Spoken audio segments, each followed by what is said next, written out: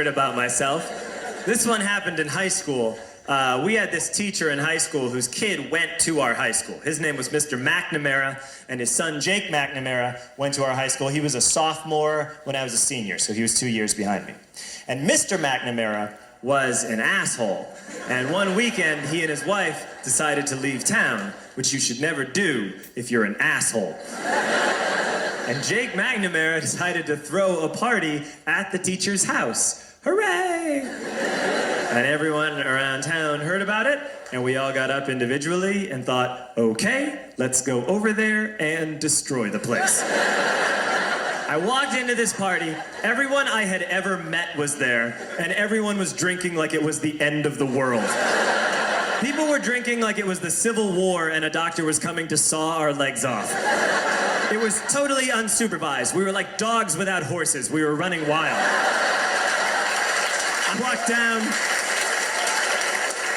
I walked down to the basement. They had a pool table in the basement. One dude took a running start and threw his body onto the pool table and broke it in half. Another kid found out which room was Mr. McNamara's and went upstairs and took a shit on his computer. So the party was going great. I'm standing in the basement, and I'm holding a red cup. You've seen movies. And I'm standing there, and I'm holding a red cup, and I'm starting to black out. And I guess someone said, like, something, something, police. And in a brilliant moment of word association, I yelled, fuck the police! Fuck the police! And everyone else joined in. 100 drunk white children yelling, fuck the police. With the confidence of guys who have like already been to jail and aren't afraid of it anymore. You know, that like, I'll serve my nickel, you come and take me confidence. But white children. The reason someone had said something, something police was because the police were there. So a Chicago police officer walked down the stairs and got to the bottom in the basement and looked out over a sea of drunk toddlers yelling, fuck the police, in his face. And he was almost impressed. He's like, wow.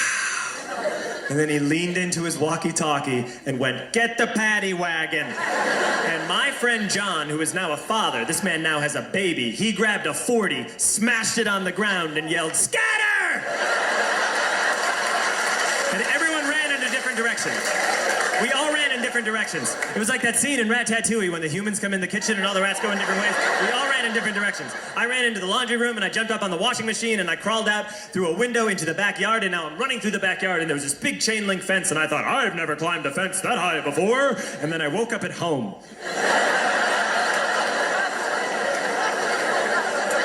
On Monday, I went to school because that's what we did back then. And I'm walking into the school building, and who do I see but Jake McNamara? And he says to me, hey, were you at my party on Saturday? And I said, no. You know, like a liar. And he said things got really out of hand. Someone broke the pool table. Someone took a shit on my dad's computer. But the worst thing, he says, the worst thing is that someone stole these old antique photos of my grandmother, and my parents are freaking out about it. And I had that thought that only blackout drunks and Steve Urkel can have.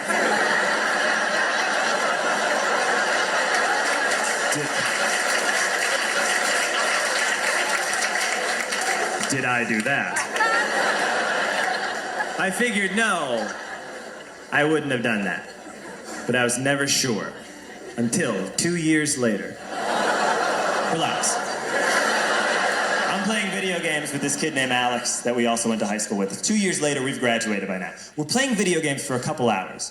And then Alex says to me, hey, come here, I want to show you something. And he takes me into his bedroom, and then he takes me into a side room off of his bedroom. Never a good thing to have. And he shows me a tiny room that is covered wall to wall in stolen antique photos from different people's parties over the years.